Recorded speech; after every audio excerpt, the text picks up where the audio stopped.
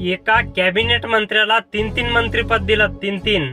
केंद्रीय शिक्षण मंत्री धर्मेंद्र प्रधान यांचा शेवटी राजीनामा झाला. वा, खूप छान.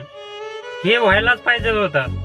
ज्या मंत्र्याला आपल्या मंत्रिपदाचा कारभार व्यवस्थित सांभाळता येत नाही त्या मंत्र्याचा राजीनामा झालाच पाहिजे.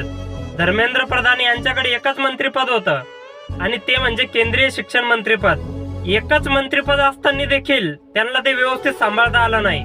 आणि आता आपले नवीन केंद्रीय शिक्षण मंत्री प्रल्हाद जोशी यांच्याकडे ऑलरेडी 2 मंत्रिपद अगोदर आहेत आणि आता 3रं मंत्रिपद केंद्रीय शिक्षण मंत्री हे सुद्धा आता त्यांच्याकडेच देण्यात आलं. असे आता त्या व्यक्तीकडे 3 मंत्रिपद झालेत. पहिलं मंत्रिपद आहे अन्न व सार्वजनिक वितरण मंत्रिपद आणि दुसरं मंत्रिपद आहे ऊर्जा मंत्रिपद, हे देखील त्यांच्याकडेच आहेत. आणि आता 3रं मंत्रिपद म्हणजेच शिक्षण मंत्रिपद हे देखील आता त्यांच्याकडेच आहेत.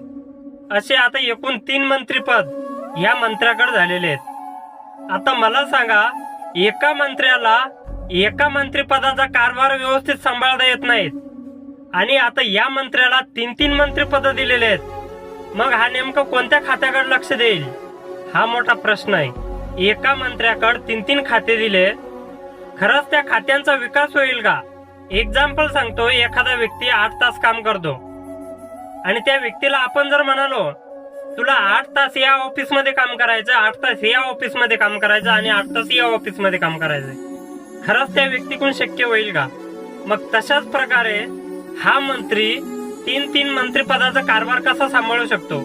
मग आपण आपल्या शिक्षण मंत्र्याचा राजीनामा घेऊन आपण आपला फायदा केला की नुकसान केलं? तुमची प्रतिक्रिया कमेंट मध्ये नक्की द्या.